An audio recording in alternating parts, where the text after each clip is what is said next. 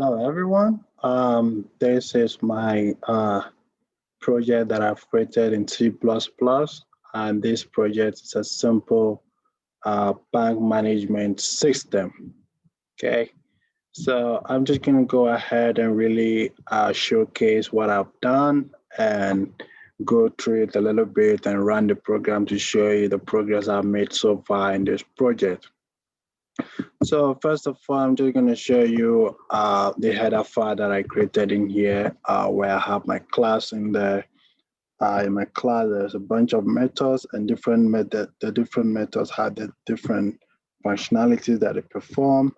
We have a method called create account, display info, account details, return account number, return balance, return account type, withdraw method, add amount method, modify account method. So all these are functions and these are methods that are going to be executed in the program. Now let's get to the .cpp file. In the .cpp file, which is the main program where there's a different bunch of functions and the main executionable program goes on, as you can see in here. So this is what is going to be displaying on the screen for the user to see, or for the bank official to see and put in an option. So I'm just going to go ahead to show you the library that I included so far. I included the IOStream library, the IOManip library, FStream library to, of course, to be able to write and read to our database system or our file system. Okay, so these are the function that I created, the write account function. I just write to the file that we have, display the information that is requested, modify account and modify the details of an account holder, delete an account. Officials can go into delete an account, display all details, it provides a list of all account holders in a banking system that we have recorded. Deposit and withdraw. So this function allows the user to be able to deposit and withdraw money and thereby updating the balance in their account. Okay, so I'm just going to go ahead and run this really quick so that you guys can see what I'm talking about.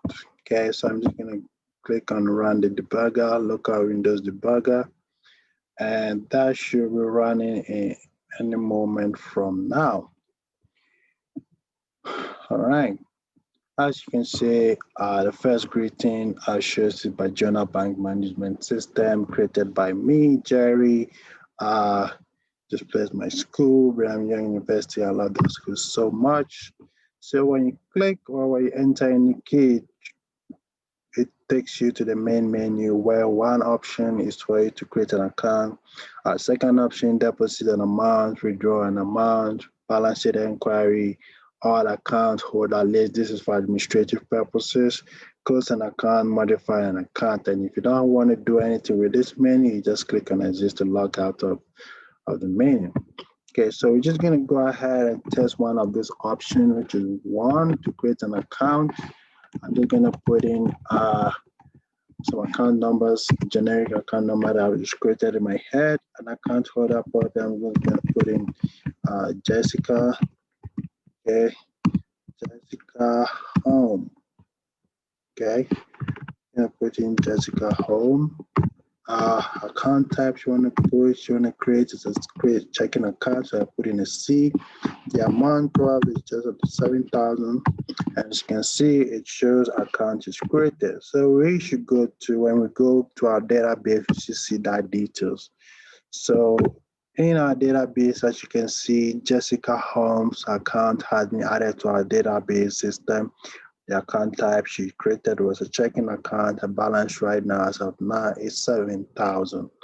Okay, so pretty much, if anyone want to see the account number, there's also an administrative authentication in order for you to see that account number for each of these customers in here. Okay, so everyone, pretty much that is the length and breadth of my program. It's a simple bank management system that I created, and I created in C++, and I'm looking forward to work on it more in the future. As I was creating this project, one of the fascinating things or one of the new things I learned is how I could be able to put in an information from from a function or from a method in my class into my file or into my database system. So that was something new that I learned in this project. Normally you just have a user put in details, and as the user is putting it, you open a file and the user is putting the details, it's been added, it's been written to a file, and you can just read it out anytime. But this is a case where a method in a class is already performing that function by storing the user information, and I have to write that method or that function in the class into the file that I've opened. So that is something new that I learned, and that is something encouraging. And I hope in the future to do more with this project. And thank you guys for watching, and hopefully to see you next time.